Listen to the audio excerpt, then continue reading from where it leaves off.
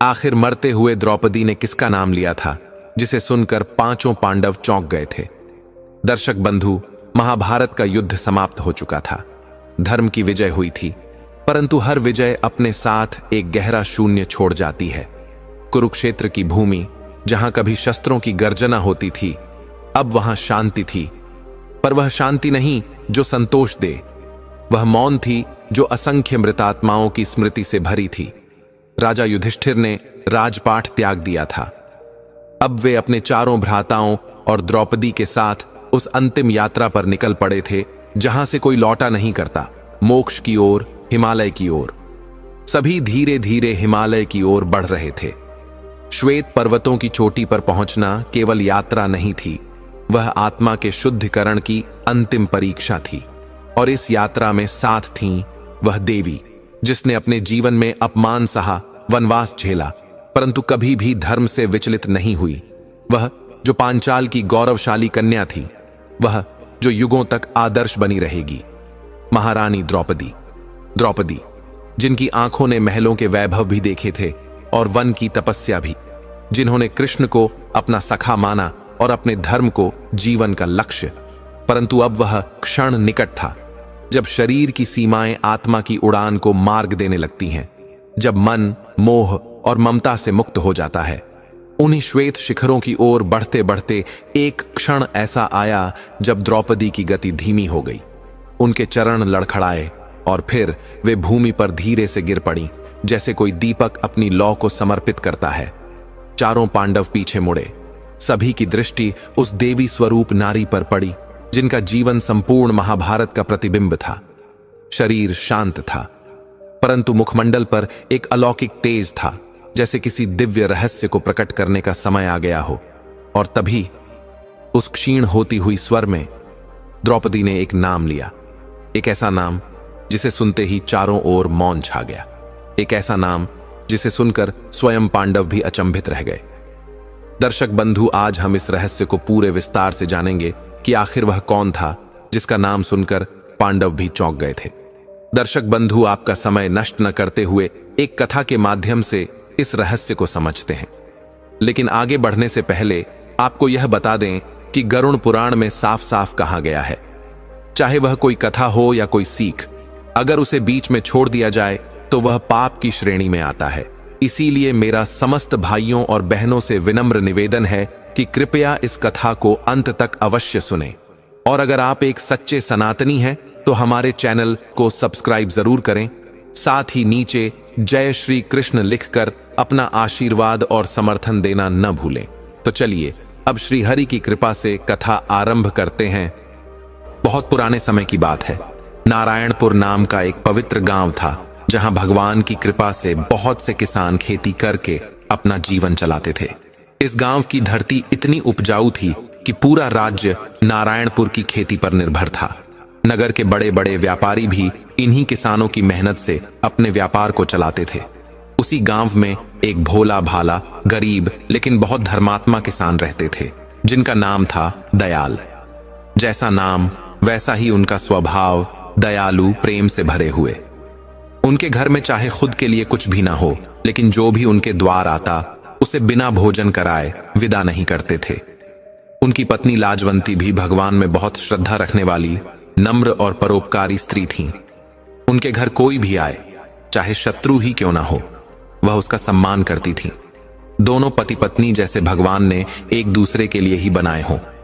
सच कहें तो उनके बीच का रिश्ता इतना पवित्र था जैसे आत्मा और परमात्मा का। दयाल के पास खेती के लिए बस एक छोटा सा खेत था। उसी में मेहनत करके वह और लाजवंती अपना जीवन ईमानदारी से जीते थे। जीवन सादा था, लेकिन प्रभु भक्ति से भरपूर। परंतु एक बात थी जो लाजवंती को मन ही मन कचोटती रहती थी। विवाह को 10 वर्ष हो चुके थे, फिर भी उनके घर कोई संतान नहीं हुई थी। वह कभी कभी इस बात से दुखी हो जाती थीं, लेकिन दयाल जी उन्हें प्रेम से समझाते, अरे लाजवंती, अभी तो प्रभु की लीला चल रही है, समय आने पर वह हमें जरूर संतान का वरदान देंगे। एक दिन की बात है, दयाल जी खेत में बीज बोने का पुण्य कार्य कर रहे थे। तभी उन्होंने देखा कि जग्गू पहलवान उनकी ओर आ रहे हैं। जग्गू इस गांव का सबसे बड़ा जमींदार था। परंतु उसका हृदय छल कपट से भरा था। वह अक्सर भोले भाले किसानों को मीठे वचनों में फंसाकर उनकी जमीन हड़प लेता था। दयाल जी को चिंता हुई, लेकिन उन्होंने मन में श्री राम नाम का स्मरण किया और खेत के बाहर आ गए। जग्गू बोला, अरे दयाल, कैसे हो रे छोटे किसान, सब ठीक है ना? दयाल ने नम्रता से उत्तर दिया, जग्गू दादा, प्रभु की कृपा है, आप बताइए, आप हमारे खेत की ओर कैसे आए? जग्गू बोला, अरे दयाल, मैं तो तुम्हारी भलाई के लिए आया हूं। सोचता हूं तुम सारा दिन खेत में मेहनत करते हो, तुम्हें क्या मिलता है? बस 2 वक्त का भोजन। तुम्हारा खेत मेरे बड़े खेत से सटा हुआ है, क्यों ना तुम यह खेत मुझे दे दो, मैं तुम्हें पैसे भी दूंगा और अपने खेतों में काम पर भी रख लूंगा। साथ ही तुम्हारी चिंता भी नहीं रहेगी, तुम चैन से रहोगे। दयाल जी ने मुस्कुराते हुए उत्तर दिया, जग्गू दादा, मुझे माफ कीजिए, यह खेत मेरे लिए केवल भूमि नहीं बल्कि तपोभूमि है। इसमें मैंने अपने हाथों से बीज डाले हैं और मुझे विश्वास है कि इस बार भगवान ऐसा चमत्कार करेंगे कि मुझे बहुत लाभ होगा। फिर तो मैं आपका खेत खरीदने की सोच रहा हूं। इतना सुनते ही जग्गू के मन में ईर्ष्या उत्पन्न हो गई। उसने ताना मारा, अरे दयाल, तुम तो अभी नए नए दामाद हो, खेत में ही लगे रहोगे तो कहीं पत्नी को कोई और ना ले जाए। दयाल जी का चेहरा गंभीर हो गया। उन्होंने शांत स्वर में कहा, जग्गू दादा, आप जैसे बड़े लोग ऐसी बातें करते हैं तो दुख होता है। मेरे विवाह को 10 साल हो चुके हैं और मेरी पत्नी एक पतिव्रता स्त्री है। आप व्यर्थ की बातें न करें। आपकी भी तो दूसरी पत्नी भाग चुकी है, इसका यह मतलब नहीं कि सबकी पत्नी ऐसी हो। किसी के चरित्र पर सवाल उठाना पाप है और आप तो धर्म के मार्ग से भटक चुके हैं। जग्गू भीतर ही भीतर क्रोधित हो गया और सोचने लगा, यह दयाल तो मेरी ही बेइज्जती कर रहा है। आखिर यह ऐसा कौन सा फसल बो रहा है कि मेरा खेत खरीदने की बात कर रहा है? फिर वह बोला, अरे भाई दयाल, नाराज क्यों होते हो? मैं तो भाभी को लेकर मजाक कर रहा था। अब छोड़ो, बताओ तो सही, ऐसा कौन सा फसल है जो तुम मुझे भी पीछे छोड़ दोगे? दयाल जी ने मुस्कुराकर कहा, जग्गू दादा, समय का इंतजार कीजिए, अभी बताना उचित नहीं है। वह एक खास बीज है जो सिर्फ मेरे हृदय और प्रभु की प्रेरणा से जुड़ा है। मैंने वह बात अपनी पत्नी को भी नहीं बताई है, तो भला आपको कैसे बता दूं? जग्गू ने घमंड में कहा, क्या तुम नहीं जानते कि मैं इस इलाके का जमींदार हूं? मुझे पूरा अधिकार है कि मैं खेतों का निरीक्षण करूं। जल्दी बताओ, तुम क्या बो रहे हो? दयाल बोले, देखो जग्गू भाई, ये जो तेवर है ना, इसे कहीं और दिखाना। ये जमीन तुम्हारी नहीं है, ये मेरे पूर्वजों की अमानत है और इस पर हक सिर्फ मेरा है। तुम सिर्फ अपने खेत के मालिक हो, दूसरों के खेत में क्या हो रहा है यह जानने का कोई अधिकार तुम्हें नहीं है। जग्गू बोला, दयाल, तुम जानते हो ना, जो पानी में रहता है वह मगरमच्छ से बैर नहीं करता, उसका अंजाम बहुत बुरा होता है। दयाल बोले, तुम यहां से चुपचाप चले जाओ। ये तेवर जाकर उन गरीब किसानों पर दिखाना जो तुम्हारा खेत पट्टे पर लेकर किसी तरह अपने परिवार का पेट पालते हैं। लेकिन यहां अगर तुमने तेवर दिखाए तो मैं सीधा सादा नहीं हूं। मेरा स्वभाव कब बदल जाए मुझे भी नहीं पता, और जब मेरा मन फिर जाता है तो फिर मैं परिणाम की चिंता नहीं करता। जग्गू ने मन में सोचा, यह तो सच में गुस्से से भर गया। अगर अब और कुछ बोला तो अचानक कुछ कर न दे। अब यहां से निकल लेना ही समझदारी है। वो जैसे आया था वैसे ही धीमे पांव, लज्जित सा, कुत्ते जैसे मुंह लटकाकर लौट गया। दयाल की सांस में सांस आई। उन्होंने मन में सोचा, अरे अच्छा सबक मिल गया उसे। मेरा खेत लेने आया था, इस ससुरे को यह नहीं पता कि अगर मैं सोच लूं कि इसकी जमींदारी भी चली जाए तो देर नहीं लगेगी। दयाल फिर पूरे श्रद्धा और मन से अपने खेत में बीज बोने में लग गया। दिन भर कड़ी मेहनत के बाद वह संध्या को घर लौटा। घर में उनकी धर्मपत्नी लाजवंती बैठक में बैठकर अपने विचारों में डूबी हुई थीं। जैसे ही उन्होंने दयाल को देखा, उनका मुख प्रफुल्लित हो गया। वह बोली, स्वामी, आप आ गए, मैं तो आपकी ही राह देख रही थी। दयाल बोले, भाग्यवान, मेरा इंतजार क्यों कर रही थी? कोई चिंता की बात है क्या? लाजवंती बोली, नहीं नहीं, जब तक आप मेरे साथ हैं मुझे क्या चिंता हो सकती है। बस मन थोड़ा विचलित हो गया था, भविष्य की सोच में बह गई थी। दयाल मुस्कुराए। वह समझ गए कि पत्नी बिना वजह की चिंता में पड़ गई है। उन्होंने प्रेम से कहा, अरे भाग्यवान, तुम भी ना व्यर्थ की बातें सोचती हो। इंसान को वर्तमान में जीना चाहिए। मन और बुद्धि तभी शांत रहते हैं। हमारे बड़े संत महात्मा भी यही कहते हैं कि वर्तमान ही हमारे भविष्य की नींव है। इसलिए खुश रहो और ईश्वर पर भरोसा रखो। लाजवंती थोड़ी भावुक हो गई, बोली, आप पुरुष हैं और पुरुषों का हृदय कठोर होता है। आप मेरे दुहक को नहीं समझ सकते। एक स्त्री को क्या चाहिए होता है? बस एक अच्छा पति और एक प्यारा बेटा। भगवान ने मुझे श्रेष्ठ पति तो दिया, पर अब तक संतान नहीं दी। मेरी यह छोटी सी ख्वाहिश अब भी अधूरी है।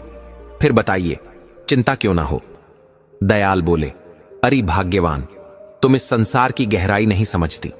तुम संतान को सुख समझती हो, लेकिन वास्तव में संतानें तो पूर्व जन्म के आरण उतारने आती हैं। हर आत्मा किसी कर्म बंधन में बंधी होती है। तुम अपने कर्म पर ध्यान दो, सेवा में, भक्ति में मन लगाओ। चिंता छोड़ दो, प्रभु जो करेंगे अच्छा ही करेंगे। लाजवंती थोड़ी रूठ गई और बोली, अगर आपको यह सब पहले से पता था तो फिर मुझसे विवाह क्यों किया? आप हिमालय चले जाते, तपस्या करते। आप तो शारीरिक सुख के लिए विवाह किए और अब ज्ञान दे रहे हैं। अरे, आपका हाल तो वही है जैसे 100 चूहे खाकर बिल्ली हज करने चली। दयाल ने मुस्कुराते हुए कहा, अरे भाग्यवान, तुम सच में क्रोध में हो।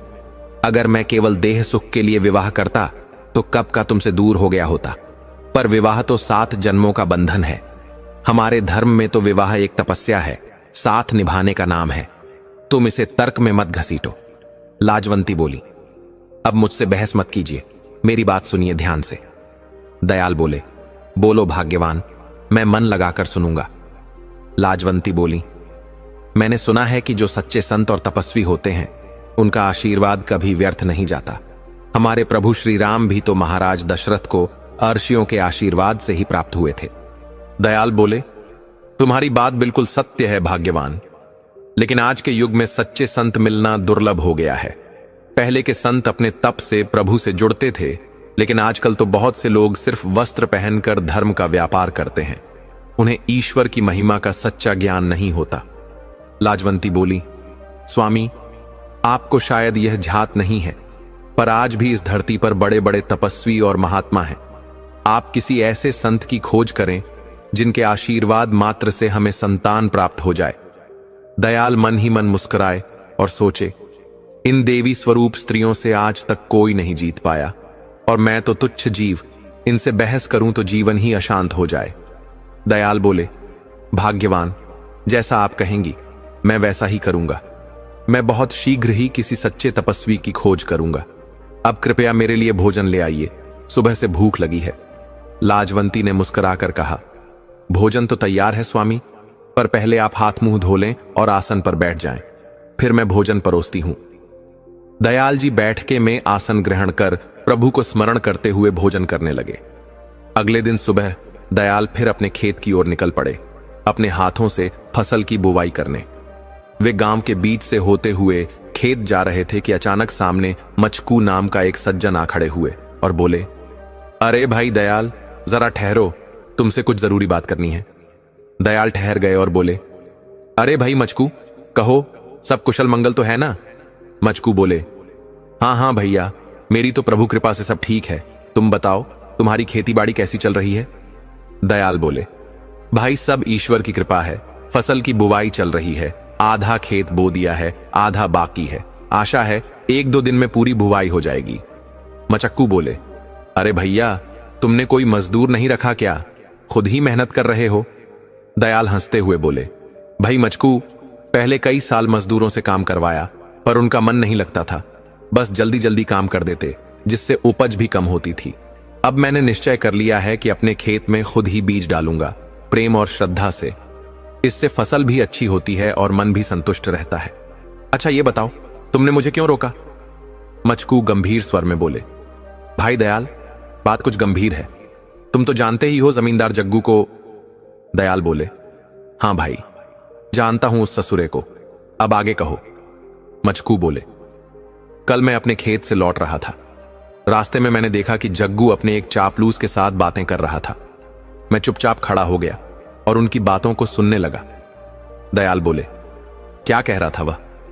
बताओ भाई। मचकू बोले, भैया थोड़ा सब्र रखो, सुनो तो सही। वह कह रहा था कि दयाल की शादी को 10 साल हो गए, अब तक संतान नहीं हुई। जब ये दोनों बूढ़े हो जाएंगे तब मैं इनकी सारी संपत्ति अपने जमींदारी के बल पर छीन लूंगा, तब ये कुछ नहीं कर पाएंगे। दयाल गंभीर हो गए, बोले, भाई मचकू, तुम्हारा बड़ा उपकार है जो तुमने मुझे बताया, पर तुम चिंता मत करो, मैं किसी जग्गू भग्गू से डरने वाला नहीं हूं। कल ही मैंने उसे अपने खेत से भगाया था। वह तो कपटी व्यक्ति है, पर मैं उसका सामना करूंगा। वह मेहनत नहीं करता, बस दूसरों की मेहनत पर नजरें गड़ाए रखता है। मचकू बोले, भैया मेरी मानो तो तुम कोई उपाय करो और संतान प्राप्ति के लिए कुछ प्रयास शुरू करो। दयाल बोले, तुमने बिल्कुल ठीक कहा मचकू भाई, मैं अब इस बात को गंभीरता से लूंगा और कुछ ना कुछ उपाय अवश्य करूंगा। मचकू बोले, ठीक है भैया, अब मैं चलता हूं, अपना ध्यान रखना। दयाल अपने खेत पहुंचे और फिर से बीज बोने में लग गए, पर अब उनके मन में मचकू की बात घूमती रही। उधर गांव में उसी दिन एक साधु बाबा भिक्षाटन के लिए आ पहुंचे। वह सन्यासी वेश में हर घर के द्वार पर भिक्षा मांगते हुए बढ़ते जा रहे थे। प्रभु का नाम जपते हुए वे गांव की गलियों से होते हुए जमींदार जग्गू के द्वार पर पहुंचे। उस समय जग्गू अपनी बैठक में बैठा हुआ था। साधु बोले, बाबा को कुछ दे दो माए, तुम्हारा घर परिवार सुखी रहेगा, बाल बच्चों को प्रभु की कृपा मिलेगी। जग्गू बोला, अरे आओ आओ बाबा, स्वागत है। मैं तो कब से यही कामना कर रहा था कि कोई साधु महात्मा हमारे द्वार पर पधारे। भेषधारी साधु बोला, हां बच्चा, मैं इसलिए ही आया हूं। मैं तो मनुष्य के मन को दूर से ही पढ़ लेता हूं, इसीलिए मुझे यहां आना हुआ। जग्गू बोला, बाबा मैं आपकी सेवा जरूर करूंगा, परंतु उससे पहले आपको मेरे 2 प्रश्नों का उत्तर देना होगा। यदि आपने मेरे प्रश्नों का उत्तर सही दे दिया तो मैं आपको मनचाही वस्तु भेंट में दूंगा। क्या आपको मेरी यह शर्त मंजूर है? साधु बोला, बिल्कुल बच्चा, मुझे तुम्हारी शर्त स्वीकार है। तुम शीघ्र अपने प्रश्न पूछो। जग्गू बोला, बाबा यह बताइए कि भगवान श्री राम के पिता कौन थे? भेषधारी साधु का सिर घूमने लगा। उसे तो प्रभु के बारे में कोई ज्ञान ही न था। वह तो केवल धर्म का वेश धारण कर लोगों को ठगने का कार्य करता था। उसे तो पढ़ना लिखना भी नहीं आता था। उसने मन में सोचा और अंदाजा लगाकर बोला, अरे बच्चा, ये कैसा बाल सुलभ प्रश्न पूछ लिया। इसका उत्तर तो कोई भी 5 वर्ष का बालक दे सकता है, इससे कठिन कुछ पूछो। जग्गू बोला, नहीं बाबा, मुझे बस इसी प्रश्न का उत्तर चाहिए। जग्गू की बात सुनकर भेषधारी साधु इधर उधर देखने लगा, जैसे कोई मार्ग ढूंढ रहा हो। फिर बोला, बच्चा, बात यह है कि आज मेरा उपवास है और उपवास के समय यदि मैं इसका उत्तर दूंगा तो मेरा व्रत भंग हो जाएगा। जग्गू समझ गया कि यह कोई असली साधु नहीं बल्कि भेषधारी ढोंगी है, जो केवल मांगने खाने के नाम पर भोले लोगों को धोखा देता है। जग्गू बोला, बाबा आपको अब यह उत्तर देना ही होगा, बिना उत्तर दिए आप यहां से जा नहीं सकते। साधु बोला, अरे बच्चा, मैं एक साधु हूं और साधु का व्रत तोड़वाना तो पापों में सबसे बड़ा पाप है। ऐसा करने वाले को तो नरक में भी स्थान नहीं मिलता। जग्गू बोला, बाबा नरक में मुझे स्थान मिले या ना मिले, पर इस धरती पर आपको अब कोई स्थान नहीं मिलेगा। फिर जग्गू ने अपने सेवक से कहा, अरे ओ जमुनवा, जरा मेरी लठिया तो ले आओ, मैं इस बाबा का दुख हर लेता हूं। भेषधारी ये सुनकर डर से कांपने लगा और बोला, अरे भाई साहब, क्षमा करिए, मैं कोई महात्मा या संत नहीं हूं, मैं तो एक सामान्य भूखा प्यासा भिक्षुक हूं।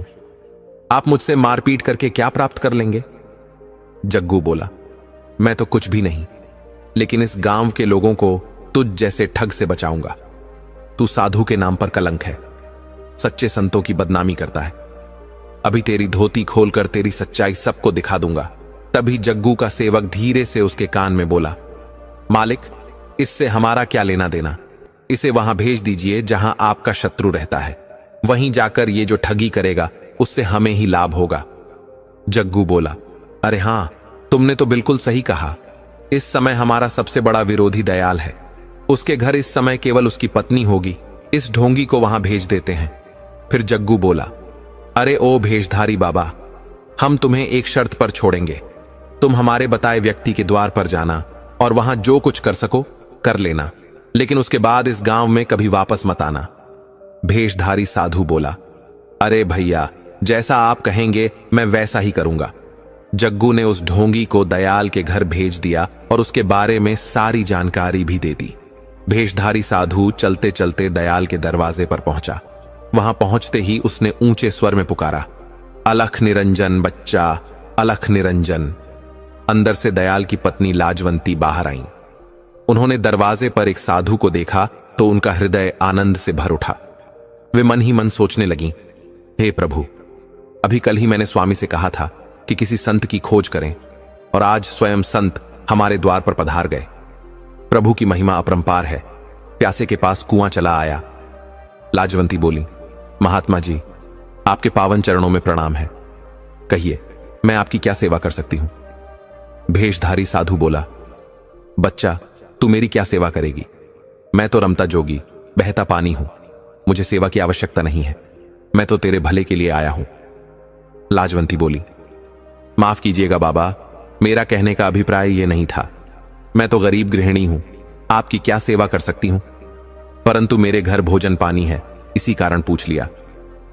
भेषधारी बोला, बच्चा, तेरे पति का नाम दयाल है, तेरा नाम लाजवंती है। तुम्हारे विवाह को 10 वर्ष बीत गए, परंतु आज तक कोई संतान नहीं हुई और भविष्य में भी संतान नहीं होगी। यदि संतान चाहिए तो तुम्हें मेरे आशीर्वाद को स्वीकार करना होगा। लाजवंती, जो पहले से ही मन से सरल और भक्ति में विश्वास रखने वाली स्त्री थीं, साधु के मुख से अपने बारे में सुनकर चकित रह गईं। वह साधु अब लाजवंती की दृष्टि में कोई साधारण साधु नहीं था, बल्कि उसे तो ऐसा प्रतीत हुआ मानो साक्षात प्रभु ही उसके द्वार पर पधारे हों। वह श्रद्धा से भर गई और तुरंत उसकी सेवा में लग गई। उसने उस भेषधारी साधु को घर के भीतर ले जाकर आदर पूर्वक बिठाया और फिर प्रेम से तरह तरह के व्यंजन परोसे। उसने तन मन धन से उसकी सेवा की। साधु मन ही मन बहुत प्रसन्न हुआ, स्वार्थवश, पर बाहर से वह बड़ा शांत भाव धारण किए रहा। अब विदाई का समय आया। लाजवंती ने साधु को जाते समय श्रद्धा पूर्वक अनाज, वस्त्र और कुछ दक्षिणा दी। फिर विनम्र होकर चरणों में प्रणाम कर आशीर्वाद की याचना की। वह भेषधारी साधु मन में प्रसन्न होते हुए उसे झूठा आशीर्वाद देकर वहां से ठग कर चला गया। उधर दयाल जब खेत में सारा दिन मेहनत करके घर लौटे तो घर पहुंचते ही उनकी पत्नी ने कहा, अजी जरा सुनिए। दयाल बोले, हां भाग्यवान, बोलो क्या बात है? पत्नी लाजवंती बोली, आज दोपहर एक महात्मा पधारे थे। मैंने उनका यथाशक्ति आदर सत्कार किया, फिर भोजन कराया। जाते समय मैंने उन्हें 11 रुपये की दक्षिणा भी दी। बाबा जाते जाते मुझे पुत्र प्राप्ति का आशीर्वाद दे गए। बोले, बहुत शीघ्र तुम्हें पुत्र की प्राप्ति होगी। दयाल बोले, बहुत पुण्य का कार्य किया भाग्यवान। जो भी संत महात्मा हमारे द्वार आए उन्हें खाली हाथ न जाने दो। यदि प्रभु की इच्छा होगी तो निश्चित ही हमें संतान का सुख प्राप्त होगा। धीरे धीरे समय बीतने लगा। कब और कैसे 10 वर्ष और बीत गए, किसी को पता ही न चला। परंतु दयाल और लाजवंती के घर में अब तक कोई संतान नहीं आई। अब दोनों इस बात को भगवान की इच्छा मानकर शांत हो चुके थे। उन्होंने संतान की चाह भी छोड़ दी थी और अब वे दोनों खेतों में मिलजुल कर श्रम करते और ईश्वर के नाम में मन लगाते। एक दिन दयाल ने अपनी पत्नी से कहा, लाजवंती, लगता है कि हमारे भाग्य में संतान सुख का लेखा ही नहीं लिखा गया। अब इन बातों का विचार छोड़ो। हम अपने बुढ़ापे के लिए धन संचय करेंगे। यदि हमारे पास धन रहेगा तो संसार खुद सेवा करेगा। दोनों पति पत्नी अपने खेत का सारा अनाज केवल एक सेठ को देते थे, जिसका नाम था सेठ सांवरा। पिछले 10 वर्षों से वही किसान दयाल की फसल खरीदा करता था। वह दयाल का बहुत विश्वास पात्र मित्र बन गया था। सांवरा नगर का सबसे बड़ा अनाज व्यापारी था। सारे गांव के किसान उसी को फसल बेचते थे, क्योंकि वह ईमानदारी से समय पर सभी का भुगतान खुद उनके घर पहुंचाकर करवाता था। अन्य सेठों की तरह नहीं, जो फसल लेकर वर्षों तक पैसे नहीं देते थे। परंतु एक किसान था जो सांवरा को अपना अनाज नहीं देता था, और वह था जग्गू पहलवान। वही जग्गू जिसने कहानी की शुरुआत में दयाल की जमीन हड़पने की कोशिश की थी। जग्गू एक ईर्ष्यालु और दुष्ट स्वभाव का व्यक्ति था। जब उसने देखा कि सेठ सांवरा और दयाल के बीच गाढ़ी मित्रता है तो वह जल भुन गया। उसे अच्छा नहीं लगता था कि गांव में कोई उससे आगे बढ़े। इस कारण वह मन ही मन परेशान भी रहता और घाटे में भी पड़ता। सेठ सांवरा के घर में उनकी पत्नी ही थी और 10 वर्ष तक संतान न होने के बाद अब जाकर वे गर्भवती हुई थीं, वह भी बड़े यत्नों के बाद। इसलिए सेठ सांवरा अब फसल के पैसे नौकरों के हाथ भेजते थे, लेकिन दयाल के घर वे खुद जाते थे। एक बार वे फिर दयाल के घर फसल का पैसा देने आए। उस समय दयाल और उनकी पत्नी मन मारे घर में शांत बैठे हुए थे। तभी सांवरा पधारे। दोनों में स्नेहपूर्वक कुशल मंगल का आदान प्रदान हुआ। बातों के बाद सांवरा बोले, मित्र, मैं तुम्हारी फसल का मूल्य देने आया हूं और सोचा इसी बहाने तुम्हारा दर्शन भी हो जाए। दयाल बोले, बहुत अच्छा किया मित्र, पर अभी तुम पैसा मत दो, हमें इस समय इसकी आवश्यकता नहीं है। सेठ सांवरा थोड़ा चौंके और बोले, अरे मित्र, तुम्हारा तो विवेक ही चला गया लगता है। तुम और भाभी दिन रात खेतों में मेहनत करते हो और फिर कहते हो कि पैसे की जरूरत नहीं।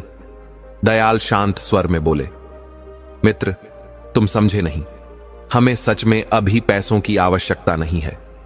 तुम तो जानते हो हमारे विवाह को 10 वर्ष से अधिक हो गए, पर अब तक हमारे वंश को आगे बढ़ाने वाला कोई नहीं आया। अब हम किसके लिए धन इकट्ठा करें?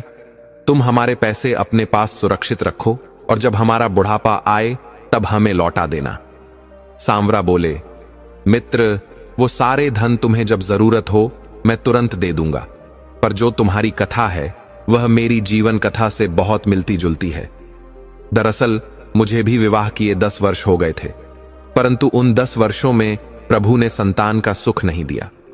अंत में मेरी धर्मपत्नी इतनी निराश हो गई कि दूसरी शादी करवाने तक की बात सोचने लगी। उसी समय मेरे मुनीम जी ने मुझे बताया कि भोरनपुर में एक सिद्ध संत रहते हैं, जिनके मुख से निकला आशीर्वाद कभी खाली नहीं जाता। उनकी वाणी इतनी प्रभावशाली है कि विधि का विधान भी बदल जाता है। हम दोनों पति पत्नी अपने मन में श्रद्धा लेकर उस संत के आश्रम गए। बहुत विनती करने के बाद संत ने हमें पुत्र प्राप्ति का आशीर्वाद दिया और देखो, आज मेरी पत्नी गर्भवती है। यह प्रभु की महिमा है। ये बातें मैं किसी से साझा नहीं करता, परंतु तुम मेरे विशेष मित्र हो, इसलिए तुम्हारे दुख देखकर मैंने बता दिया। बाकी निर्णय तुम्हारा। दयाल बोले, छोड़ो मित्र, हम दोनों पति पत्नी न जाने कितने संत महात्माओं के चरणों में विनती कर चुके हैं, लेकिन किसी ने हमें संतान प्राप्ति का आशीर्वाद नहीं दिया। तभी दयाल की पत्नी लाजवंती श्रद्धा से बोली, अरे भाई साहब, कुछ तो समझकर कह रहे हैं, एक बार चलकर देख लेने में क्या हर्ज है। दयाल बोले, ठीक है भाग्यवान, हम कल ही चलते हैं। सांवरा अपने घर को चला गया। अगले दिन प्रातःकाल दयाल अपनी पत्नी लाजवंती को साथ लेकर भोरनपुर की ओर रवाना हो गए। जब वे नारायणपुर गांव से बाहर ही निकले थे, तभी मार्ग में उन्हें जमींदार जग्गू आता हुआ दिखाई दिया। जब जग्गू पास आया तो व्यंग्यपूर्वक बोला, अरे ओ दयाल भैया, गांव छोड़कर परिवार समेत भाग रहे हो क्या? कोई पाप पुण्य कर दिए हो क्या? कम से कम जाते जाते अपना खेत तो मुझे दे जाते। दयाल को उसकी बात सुनकर बहुत क्रोध आया, परंतु उन्होंने अपनी पत्नी की मर्यादा रखी और शांत स्वर में बोले, अरे जग्गू दादा, हम कहीं भाग नहीं रहे हैं, हम तो खजाने की खोज में जा रहे हैं और मेरे साथ पत्नी इसलिए है क्योंकि वहां मुझे समय नहीं मिलेगा भोजन बनाने का। पत्नी रहेगी तो मेरे लिए भोजन समय पर बना देगी। जग्गू यह सुनकर अंदर ही अंदर जल भुन गया और बिना कुछ बोले गुस्से में गांव की ओर वापस लौट गया। उधर दयाल और लाजवंती भक्ति और विश्वास से चलते हुए संत के आश्रम पहुंचे। संत ने उन्हें प्रेम पूर्वक दर्शन दिए। वह वास्तव में बहुत ही शांत चित्त और सरल स्वभाव के संत थे। बिना कुछ पूछे उन्होंने एक सेब आगे बढ़ाया और बोले, वत्स, यह सेब ग्रहण करो और आज रात्रि अपनी धर्मपत्नी के साथ संबंध बनाओ। प्रभु की कृपा से तुम्हें अवश्य संतान का सुख प्राप्त होगा। दोनों पति पत्नी ने संत के चरणों में प्रणाम कर आशीर्वाद लिया और घर लौट पड़े। शाम होते होते वे अपने घर पहुंचे। लाजवंती ने प्रेम से भोजन बनाया, फिर अपने स्वामी को परोसा। इसके बाद वह स्वयं श्रृंगार करने लगी, क्योंकि आज वह अपने पति को प्रसन्न रखना चाहती थी। रात्रि में दोनों अपने शयन कक्ष में गए। थोड़ी देर बाद वे दोनों परम प्रेम में लीन हो गए और एक दूसरे की बाहों में विश्राम किया। अगली सुबह किसान दयाल उठे और अपने खेत की ओर चल दिए। उधर उनके खेत के पास ही जग्गू पहलवान अपने खेत में मजदूरों से काम करवा रहा था। जैसे ही उसने दयाल को आते देखा, वह भीतर से फिर बेचैन हो गया। खजाने वाली बात उसे अब भी कचोट रही थी। वह फिर से दयाल के पास आ गया और बोला, और भैया दयाल, क्या हुआ? तुम तो खजाने की खोज में गए थे, कोई धन मिला या नहीं? दयाल मुस्कुराए और बोले, अरे भैया जग्गू, तुम तो ऐसे प्रश्न कर रहे हो जैसे तुम नीचे के बाल हो गए हो। अरे खजाना का अर्थ समझे ही नहीं तुम। दरअसल मैं नगर बीज लेने गया था। बीज लाकर खेत में बो दूंगा, फिर मौसम के अनुसार फसल होगी। जब फसल होगी तो अनाज मिलेगा, और अनाज जब बिकेगा तो धन मिलेगा। और तुम तो जानते ही हो कि मेरा मित्र नगर का सबसे बड़ा व्यापारी है। वह हमेशा मेरी फसल सबसे ऊंचे दाम में खरीदता है, इसीलिए मेरे लिए तो वही खजाना है। जग्गू समझ गया कि दयाल उसे बातों में उलझा रहा है। वह जान गया कि अब यहां रुकना उचित नहीं, तो चुपचाप वहां से खिसक गया। शाम को जब दयाल अपने घर पहुंचा तो देखा कि उसकी पत्नी लाजवंती को उल्टी हो रही है। लगभग 1 महीने बाद लाजवंती ने दयाल को मुस्कुराकर बताया कि वह गर्भवती है। उधर सेठ सांवरा के घर में प्रभु की कृपा से 2 जुड़वा पुत्रों का जन्म हुआ। वे आनंदित हो उठे। मिठाई का थाल लेकर वे दौड़े दौड़े दयाल के घर पहुंचे। आते ही उन्होंने दयाल को गले लगाया और बोले, मित्र, महात्मा के आशीर्वाद से हमारे घर 2 पुत्र जन्मे हैं। दयाल ने भी हर्षित होकर बताया, मित्र, मेरी पत्नी को भी उसी संत के आशीर्वाद से गर्भ की प्राप्ति हुई है। दोनों के जीवन में एक साथ आनंद की लहर दौड़ गई। समय अपनी गति से चलता गया। 9 माह बाद दयाल के घर 2 जुड़वा कन्याओं का जन्म हुआ। दयाल तो खुशी से झूम उठे। उन्हें पुत्र पुत्री में कोई अंतर नहीं लगता था। उस समय लोगों के मन में ऐसी शुद्धता थी कि पुत्री के जन्म पर भी उतनी ही खुशी होती थी जितनी पुत्र के आने पर। लाजवंती ने 50 वर्ष की आयु में 2 सुंदर कन्याओं को जन्म दिया था। दयाल के जीवन में मानो भगवान ने उजाला भर दिया हो। उन्होंने पूरे गांव में मिठाई बांटी। फिर मिठाई का एक थाल लेकर वे जग्गू जमींदार के घर भी गए। जग्गू ने जब उनके हाथ में मिठाई देखी तो तिरस्कार भरे स्वर में बोला, अरे भैया दयाल, ये मिठाई कहां से उठाए चले आए? किसके मरनी से लेकर भागे हो? दयाल मुस्कुराते हुए बोले, अरे साले जग्गू, तुम्हारा मन और मुख दोनों ही अशुभ बोलते हैं। क्यों हमेशा उल्टा ही सोचते हो? ये मिठाई मेरे घर में 2 लक्ष्मियां आने की खुशी में है। जग्गू के चेहरे का रंग उड़ गया। जब उसने सुना कि दयाल के घर जुड़वा बेटियां हुई हैं तो उसे जैसे झटका लग गया। उसके मन में जो स्वार्थ के सपने थे वे बिखर गए। दयाल बोले, भाई, ये मिठाई लो, बहुत स्वादिष्ट है। शहर से खास तौर पर तुम्हारे लिए मंगवाया है। तुम तो मेरे खास आदमी हो, तुम्हें मिठाई ना मिले, ऐसा कैसे हो सकता है? जग्गू मन ही मन जलने लगा, पर बाहर से हंसकर बोला, भैया दयाल, तुम्हें पुत्रियों की प्राप्ति पर मेरी ओर से बहुत बहुत बधाई। मिठाई यहीं रख दो और जाओ। बाकी गांव वालों को भी यह शुभ समाचार दो। आज तो सच्ची में खुशियों का दिन है। समय बीतता गया। किसान दयाल और उनकी पत्नी अब वृद्ध हो चले थे। उनकी प्यारी बेटियां अब सयानी हो चुकी थीं। खेत खलिहान का सारा काम अब वे ही संभालती थीं। दयाल से अब कोई भारी काम नहीं हो पाता था। और एक दिन अचानक वह वृद्ध किसान प्रभु की शरण में चला गया। अब दोनों बेटियों की जिम्मेदारी वृद्ध मां लाजवंती पर आ पड़ी। उसने जैसे तैसे गरीबी में अपनी दोनों बेटियों को पाला पोसा और फिर उनका विवाह कर दिया। उस समय की परंपरा के अनुसार विवाह के बाद गरीब घर की बेटियां कुछ वर्षों तक मायके में ही रहती थीं। 3 साल, 5 साल, फिर गौना होता था, तब ससुराल जाती थीं। इसी परंपरा के अनुसार दयाल की दोनों बेटियां भी विवाह के बाद अपने पीहर में ही थीं। अब लाजवंती बहुत वृद्ध हो चुकी थी। शरीर से कोई काम नहीं होता था। तभी अचानक गांव में सूखा पड़ गया। खेतों में बीज डालने लायक पानी न रहा। अब 2 वक्त का भोजन भी कठिन हो गया। दोनों बेटियों ने मन ही मन यह निर्णय लिया कि वे जंगल से लकड़ी काटकर बाजार में बेचेंगी, जिससे घर का भरण पोषण हो सके। दोनों बहनें कुल्हाड़ी लेकर जंगल जाती, लकड़ियां काटती और फिर बाजार में बेचकर अपनी वृद्ध माता के साथ खुद का पेट पालती थीं। उसी गांव में बहुत समय पहले एक व्यक्ति को एक पुत्र की प्राप्ति हुई थी, जिसका मुख भगवान ने किसी कारणवश बंदर जैसा बनाया था।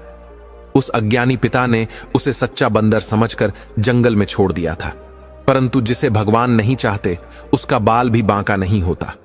उस बालक को जंगल में एक बंदरिया मिल गई जिसने उसे अपने संतान के समान पाला। वह धीरे धीरे बड़ा हुआ। शरीर मनुष्य का था पर मुख बंदर जैसा, इसलिए वह बंदरों के झुंड में भी मेल नहीं खा पाया। अंततः बंदरों ने भी उसे निकाल दिया। वह अब समझदार हो चला था, मनुष्य की भांति बोलने लगा था। उसे लज्जा आने लगी थी, इसलिए लोगों के घर से कपड़े चुराकर पहनने लगा और जंगल में ही रहने लगा। गांव कम ही आता। एक दिन उसकी दृष्टि उन दोनों बहनों पर पड़ी जो जंगल में लकड़ी काटने आती थीं। काम वासना उसके मन में हलचल मचाने लगी, परंतु जब देखा कि दोनों के पास कुल्हाड़ी है और वे शरीर से भी हृष्ट पुष्ट हैं, तो भयभीत हो गया। उसने सोचा कि प्रेम पूर्वक इन्हें अपने जीवन में जोड़ लूं। वह रोज पहले से लकड़ियां इकट्ठा कर रख देता और जब बहनें आती कहता, मैंने तुम्हारे लिए पहले से लकड़ियां जोड़ दी हैं, क्यों व्यर्थ में श्रम करती हो। बहनों को यह सहृदयता अच्छी लगी। वे भी उसे रोज रोटियां लाकर देने लगी। बंदर के मुख वाले उस युवक को लगा कि अब तो प्रेम अंकुरित हो चुका है। वह और अधिक परिश्रम करने लगा, गठरी बांध कर भी रखने लगा। बहनों ने हंसकर कहा, भैया तुम्हारे जैसा कोई नहीं, कितनी मदद करते हो। इतना सुन वह भीतर से चिढ़ गया। वह तो उन्हें पत्नी बनाना चाहता था और उन्होंने उसे भाई कह दिया। दूसरे दिन उसने लकड़ी की गठरी में पत्थर और ईंट भर दिए। जब बहनें आईं तो भारी गठरी देखकर बोली, बंदर भैया आज गठरी बड़ी भारी है, जरा हमारे सिर पर रख दो। वह बोला, भाई कहोगी तो नहीं रखूंगा, मुझे पति कहो तभी उठाऊंगा। बहनें बोली, ये क्या अपशब्द है, हम विवाहित हैं, तुम्हें शर्म नहीं आती, एक विवाहिता से ऐसे शब्द। बंदर बोला, विवाह तो हुआ है पर गौना नहीं हुआ। विवाह बिना फल के तो अधूरा ही माना जाता है। यदि मुझसे विवाह करोगी तो जीवन भर फल, लकड़ी, सुख सब मिलेगा, नहीं तो याद रखो जंगल में आने नहीं दूंगा। छोटी बहन बड़ी से बोली, अब मत उलझो, इससे बातों में फंसाकर गट्ठर सिर पर रखवा लो। बड़ी बहन बोली, भतार जी क्षमा करो, अब तो गट्ठर उठा दो। बंदर बोला, फिर से कहो।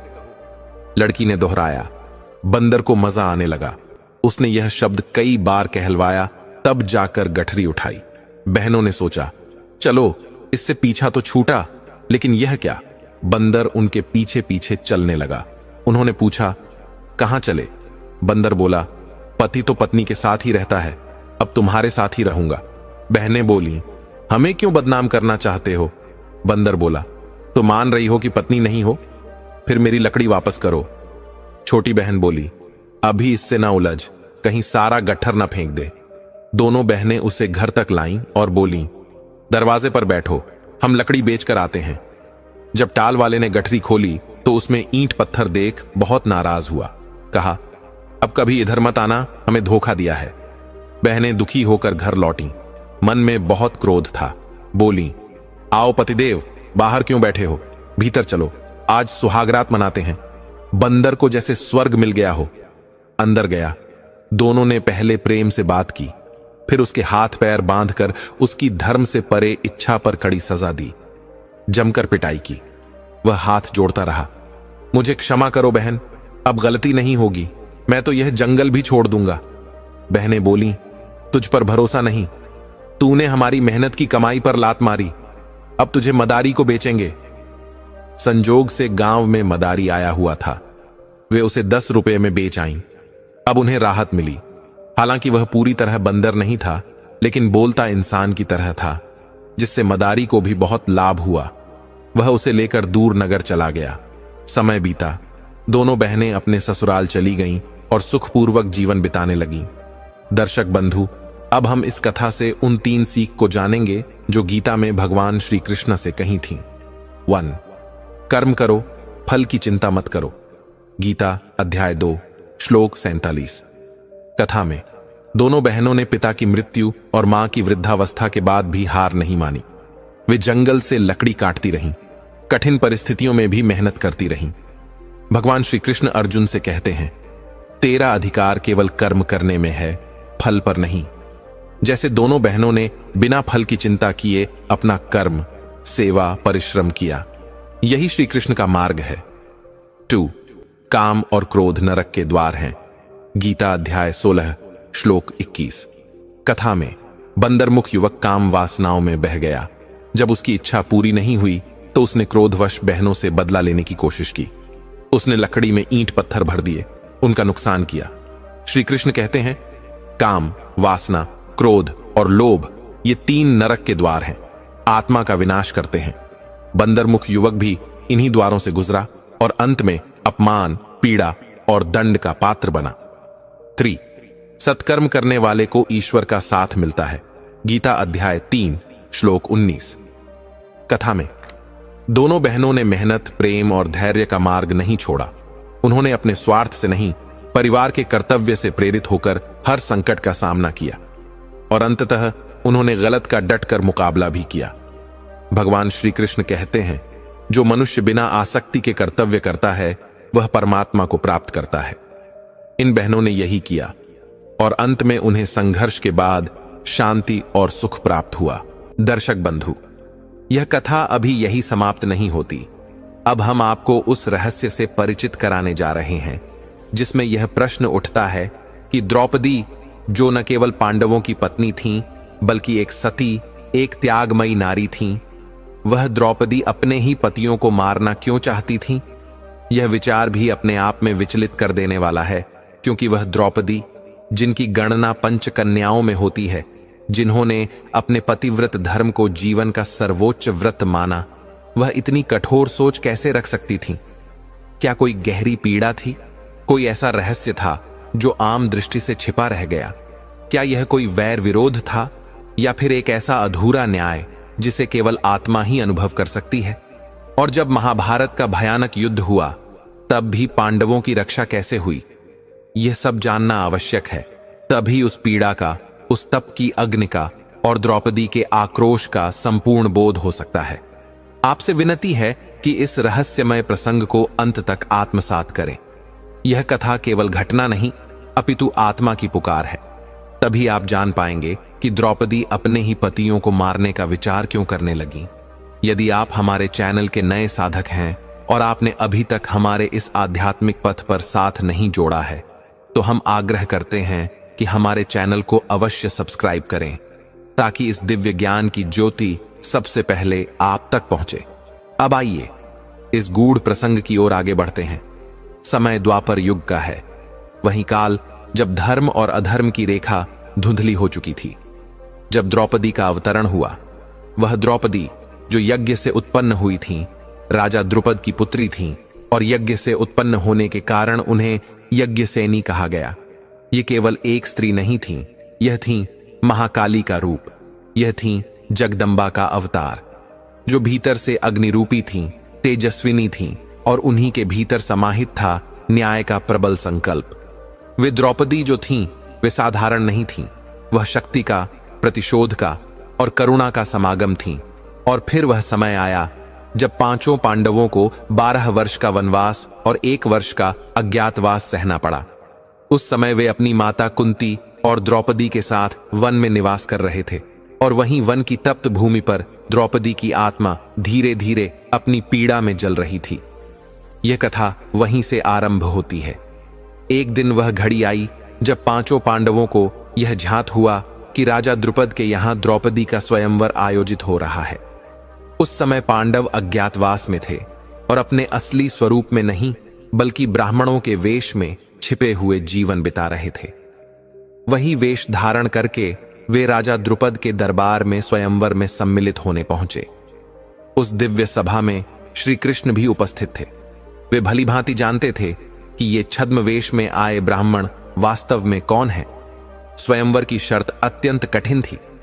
ऊपर एक घूमती हुई मछली रखी गई थी, नीचे तेल से भरा पात्र रखा गया था और प्रतिज्ञा यह थी कि जो योद्धा तेल में प्रतिबिंब देखकर उस मछली को निशाना बनाकर भेद देगा वही द्रौपदी का वरण कर सकेगा। इस दिव्य शर्त को अर्जुन ने पूर्ण किया। अर्जुन ने अपने कौशल से मछली को भेद दिया। राजा द्रुपद ने द्रौपदी का विवाह अर्जुन से निश्चित कर दिया।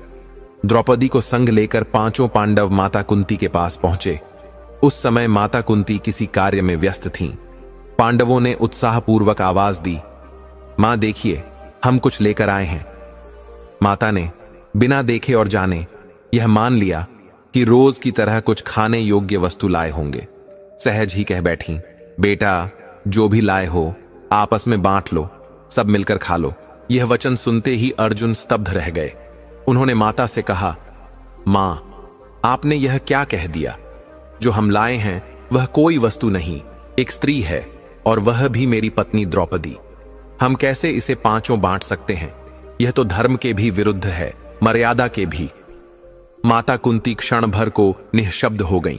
फिर उन्होंने गहन भाव से कहा, पुत्रों, मेरे मुख से जो वचन एक बार निकल गया वह अब लौट नहीं सकता। वह वचन ब्रह्म वाक्य बन गया है। उसी समय जैसे ब्रह्मा की लीला में एक अध्याय जुड़ रहा हो, श्री कृष्ण वहां प्रकट हो गए। द्रौपदी, जो स्वयं यह सुन चुकी थीं, वे भी मौन खड़ी सोच रही थीं कि वह तो अर्जुन की पत्नी है, फिर यह कैसा निर्णय? उनकी भी अंतःकरण में असमंजस था। तब श्री कृष्ण ने द्रौपदी को दिव्य दृष्टि से देखकर कहा, हे पांचाली, घबराओ मत। जो बुआ कुंती के मुख से निकला है वह सत्य है। तुम्हें उस वचन का पालन करना होगा। यह कोई साधारण बात नहीं, यह विधि का विधान है। द्रौपदी ने विनीत भाव से पूछा, प्रभु, क्या यह संभव है कि मैं एक साथ पांचों की पत्नी बन सकूं? क्या यह धर्म होगा? श्री कृष्ण बोले, हे देवी, तुम प्रत्येक वर्ष केवल एक पांडव की पत्नी बनोगी। जब तुम एक की पत्नी बनोगी तो शेष 4 पांडवों से तुम्हारा संबंध देवर या जेठ जैसा ही रहेगा। फिर 1 वर्ष बाद तुम अगले पांडव की पत्नी बनोगी और अन्य से फिर वैसा ही संबंध निभाओगी। इस प्रकार नियम और मर्यादा के साथ तुम पांचों की पत्नी बनोगी, परंतु धर्म की मर्यादा से बाहर नहीं जाओगी। इस प्रकार यह निर्णय किसी भ्रम, किसी पाप या मोह में नहीं, बल्कि धर्म के गूढ़ रहस्य और श्री कृष्ण की कृपा से लिया गया निर्णय था। और द्रौपदी, जो स्वयं शक्ति का अवतार थीं, इस धर्म को स्वीकार कर तपस्या के नए पथ पर अग्रसर हुईं। प्रिय दर्शकों, जब श्री कृष्ण ने यह धर्म संवत निर्णय सुनाया तो द्रौपदी ने उसे श्रद्धा से स्वीकार किया और फिर उसी नियम के अनुसार वह 1-1 वर्ष तक हर पांडव की पत्नी बनकर रहने लगी। एक दिन की बात है जब द्रौपदी अर्जुन की पत्नी थी और वह उनका वर्ष था। अर्जुन द्रौपदी के कक्ष में विराजमान थे। तभी सहसा भीम वहां आ पहुंचे। जब उन्होंने देखा कि अर्जुन द्रौपदी के चरण दबा रहे हैं तो उनके भीतर का अग्निस्वरूप जाग उठा। भीम को यह दृश्य सहन न हुआ। भीम ने तीव्र स्वर में कहा, अरे मूर्ख अर्जुन, तू पुरुष होकर स्त्री के चरण दबा रहा है? तुझे लज्जा नहीं आती? यह कौन सा धर्म है? पुरुष होकर स्त्रियों के कर्म कर रहा है? डूब मरना चाहिए तुझे, जो इस तरह एक स्त्री के चरण दबा रहा है। भीम का यह क्रोध जैसे वायुदेव के गर्जन जैसा था। उनकी वाणी से पूरा गृह गुंजायमान हो गया। जब यह कोलाहल हुआ तो नकुल और सहदेव भी वहां आ पहुंचे और पूछने लगे, क्या बात है भीम भैया? भीम बोले, देखो, यह अर्जुन कैसा नासमझ है।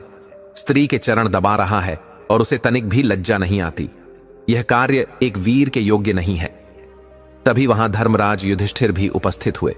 उन्होंने शांत भाव से पूछा, हे भीम, यह क्रोध क्यों? यह अर्जुन कौन सा अनुचित कार्य कर रहा है? भीम बोले, भैया, यह पुरुष होकर भी स्त्रियों जैसे कार्य कर रहा है। यह धर्म के विपरीत है।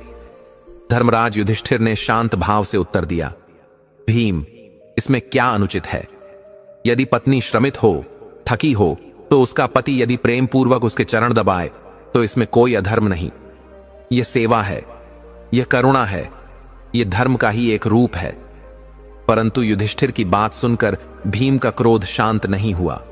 उन्होंने कहा, जब तुम सब मेरी बात नहीं मानते तो अब मैं तुम लोगों को छोड़कर चला जाता हूं। भीम वहां से क्रोधपूर्वक चल दिए। चलते चलते एक गहन वन में पहुंच गए। वहां रात्रि होने वाली थी। वे एक वृक्ष के नीचे जाकर बैठ गए। तभी उन्होंने देखा कि एक झाड़ू लगाने वाला वहां आता है और वृक्ष के नीचे झाड़ू लगाकर चला जाता है। फिर एक जल छिड़कने वाला आता है, वह जल का फव्वारा करता है और चला जाता है। यह देखकर भीम चकित रह जाते हैं। तभी वहां एक सुंदर पांडाल बनता दिखाई देता है। भूमि पर बिछावन बिछाया जाता है, चारों ओर शोभा फैलती है और एक दिव्य दरबार सज जाता है। भीम की आंखों के सामने यह दृश्य हो रहा था और वे विस्मित थे।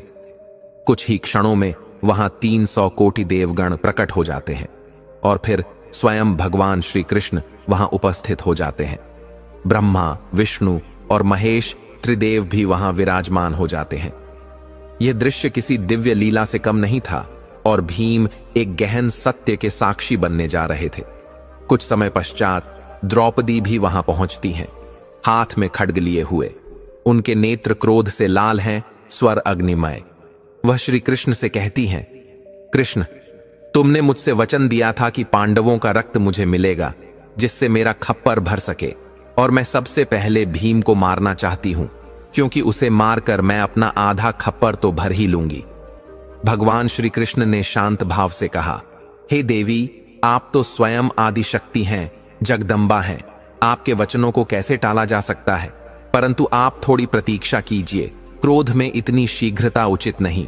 एक महायुद्ध समीप है जहां हजारों वीर, असंख्य सैनिक मृत्यु को प्राप्त होंगे। आप चाहें तो उसी युद्ध में जितना रक्त चाहें अपना खप्पर भर सकती हैं। पांडव भी उसी रण में होंगे। आपकी सभी इच्छाएं पूर्ण होंगी। माता द्रौपदी ने कहा, यदि तुम ऐसा कहते हो माधव, तो मैं अब जा रही हूं, किंतु स्मरण रहे, दोबारा आज्ञा मांगने नहीं आऊंगी। भगवान श्री कृष्ण ने मुस्कुराते हुए कहा, ठीक है देवी, जैसा मैंने कहा है वैसा ही होगा। इसके पश्चात द्रौपदी वहां से चली गईं। समस्त देवता भी अपने स्थानों को लौट गए। स्वयं श्री कृष्ण भी अदृश्य हो गए। रात्रि का समय था और भीम के भीतर भय उत्पन्न हो गया। उन्होंने सोचा, यह तो मुझे मार देगी, मेरे भाइयों को भी नष्ट कर देगी। मुझे तुरंत जाकर अपने भाइयों को यह सब बताना चाहिए। पर यह द्रौपदी है कौन और हमसे यह कैसा वैर रखती है? क्यों हमारे प्राण की इच्छा रखती है? भीम वृक्ष से नीचे उतरे और लौटने लगे। तभी उन्होंने देखा कि उनके पीछे एक अत्यंत भयानक राक्षस दौड़ता चला आ रहा है। वह भीम से अधिक विशालकाय और बलशाली था। भीम ने जब उसे देखा तो तुरंत भागने लगे। वह राक्षस उनका पीछा करता रहा। भीम सोचने लगे, अब इस संकट से कैसे बचूं? तभी उन्होंने देखा कि एक पहाड़ के खोहे में एक और राक्षस बैठा हुआ है, नाक कटी हुई, भीषण स्वरूप, नाम था नकटासुर। अब तो आगे भी संकट, पीछे भी संकट। भीम दौड़ते हुए उस नकटासुर के पास पहुंचे और कहा, हे मामा, आपको प्रणाम करता हूं। नकटासुर ने चौंक कर कहा, अरे भांजे, तुम कौन हो? कहां से आ रहे हो? भीम बोले, मामा, परिचय बाद में, पहले मेरी रक्षा कीजिए। मेरे पीछे एक बहुत बड़ा राक्षस दौड़ रहा है। अगर आपने रक्षा नहीं की तो वह मुझे खा जाएगा। नकटासुर ने भीम को अपने पीछे खड़ा कर लिया और जैसे ही उसने उस दूसरे राक्षस को देखा, वह उल्टा मुंह करके वापस चला गया। फिर नकटासुर ने भीम को अपने सामने बुलाया और पूछा, बताओ भांजे, तुम कौन हो? भीम बोले, आप मेरे मामा हैं और मैं आपका भांजा हूं।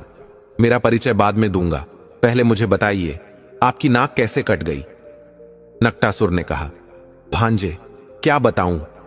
कुंती का पुत्र अर्जुन मुझसे युद्ध में भिड़ा और मेरी नाक काट दी। मैंने सुना है कि कुंती के 5 पुत्र हैं। तब से मैं उन्हें खोज रहा हूं ताकि 5ओं को खाकर अपनी तृष्णा शांत कर सकूं, अपना प्रतिशोध ले सकूं, पर वे आज तक मुझे मिले नहीं। भीम यह सुनकर अत्यंत भयभीत हो गए। उन्होंने सोचा, मैं किस संकट में फंस गया हूं। प्रातःकाल हुआ। भीम ने विनम्रतापूर्वक कहा, मामा, अब मुझे जाने की आज्ञा दें। फिर भीम सीधे भगवान श्री कृष्ण के पास पहुंचे और पूछा, हे माधव, जो मैंने कल रात्रि को देखा, क्या वह सत्य था? श्री कृष्ण ने शांत भाव से उत्तर दिया, हां भीम, वह सब सत्य था। वही सत्य जो भविष्य में तुम्हारे समक्ष फिर से प्रकट होगा। भीम ने गंभीर स्वर में पूछा, द्रौपदी हाथ में खड्ग लेकर उस विराट रूप में क्यों आई थी? वह क्या करने आई थी माधव? भगवान माधव ने मंद मुस्कान के साथ कहा, हे भीम, तुम कितने भोले हो। द्रौपदी कोई साधारण नारी नहीं है। वह यज्ञसेनी है, स्वयं जगदम्बा का रूप है, शक्ति का साक्षात अवतार है। वह अपना खप्पर भरने के लिए आई थी। भीम ने हतप्रभ होकर पूछा, प्रभु, यदि वह खप्पर भरना चाहती थी तो मुझे ही क्यों मारना चाहती थी? क्यों कहा कि मैं भीम को मारकर आधा खप्पर भर लूंगी? भगवान श्री कृष्ण ने शांत स्वर में कहा, उसने पूर्व से ही यह संकल्प कर लिया था कि वह तुम्हें मारकर अपने खप्पर की आधी पूर्ति करेगी। तब भीम ने फोल्डेड हैंड्स के साथ कहा, हे प्रभु, हे कन्हैया, मेरी रक्षा कीजिए, कोई उपाय बताइए जिससे मेरा जीवन बच सके। श्री कृष्ण बोले, हे भीम, ध्यान से सुनो। द्रौपदी तुम्हारी पत्नी है। वह यह नहीं जानती कि तुम सारी बातें जान चुके हो। अब तुम अपने घर लौट जाओ। कोई भी यदि तुम्हें भोजन के लिए कहे तो तुम रूठ कर बैठ जाना, किसी भी आग्रह पर भोजन मत करना। जब स्वयं द्रौपदी तुम्हारे पास आए तब उससे 3 वचन मांग लेना और तभी भोजन करना, और मैं भी वहां पर पहुंच जाऊंगा।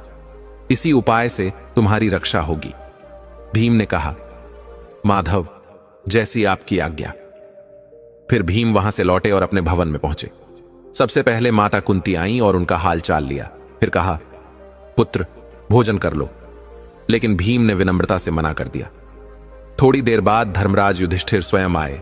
उन्होंने कहा, अरे भाई, भोजन कर लो। मुझसे कोई गलती हुई हो तो क्षमा मांगता हूं। लेकिन भीम ने उनका आग्रह भी अस्वीकार कर दिया। फिर अर्जुन, नकुल और सहदेव भी आए, परंतु किसी की बात भीम ने नहीं मानी।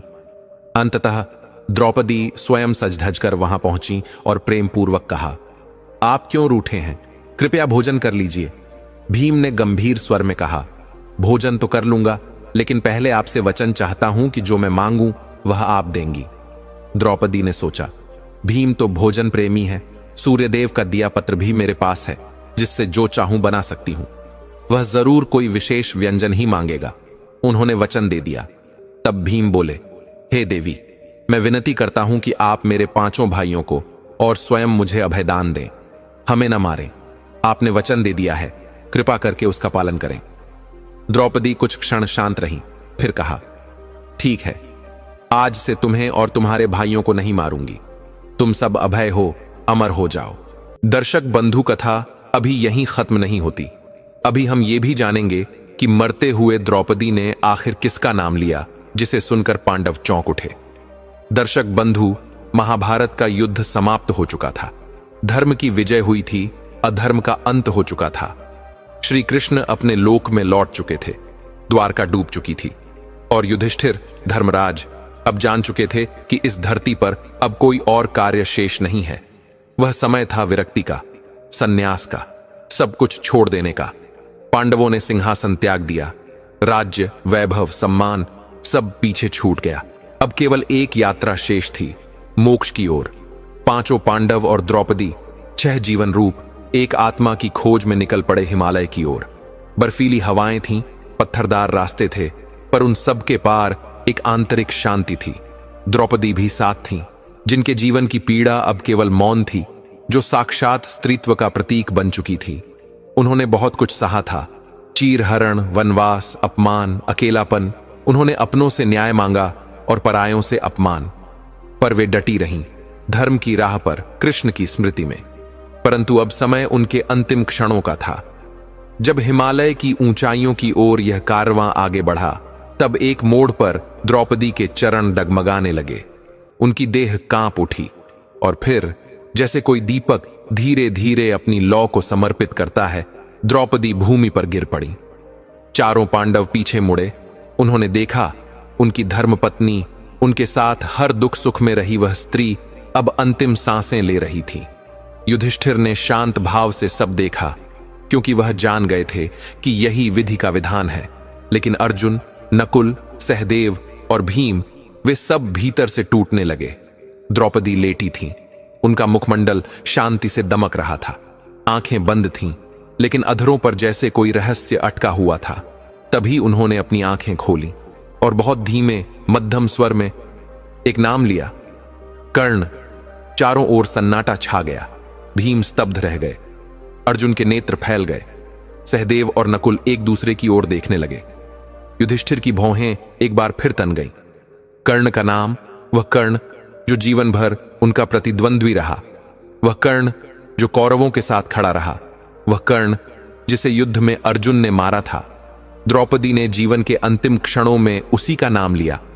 कुछ क्षण तक मौन पसरा रहा।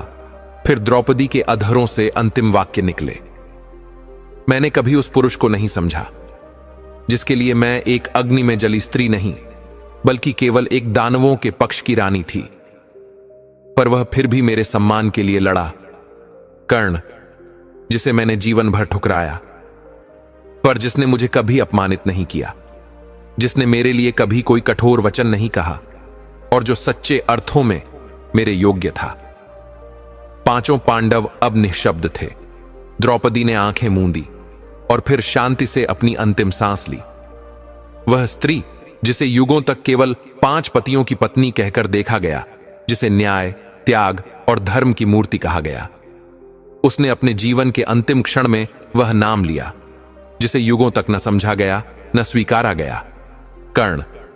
यह नाम केवल एक योद्धा का नहीं था, यह उस पीड़ा का नाम था जो द्रौपदी के भीतर दब गई थी।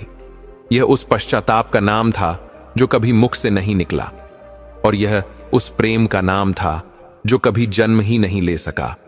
द्रौपदी ने आंखें मूंदी और फिर शांति से अपनी अंतिम सांस ली। वह स्त्री जिसे युगों तक केवल 5 पतियों की पत्नी कहकर देखा गया, जिसे न्याय, त्याग और धर्म की मूर्ति कहा गया, उसने अपने जीवन के अंतिम क्षण में वह नाम लिया जिसे युगों तक न समझा गया, न स्वीकारा गया। कर्ण। यह नाम केवल एक योद्धा का नहीं था, यह उस पीड़ा का नाम था जो द्रौपदी के भीतर दब गई थी।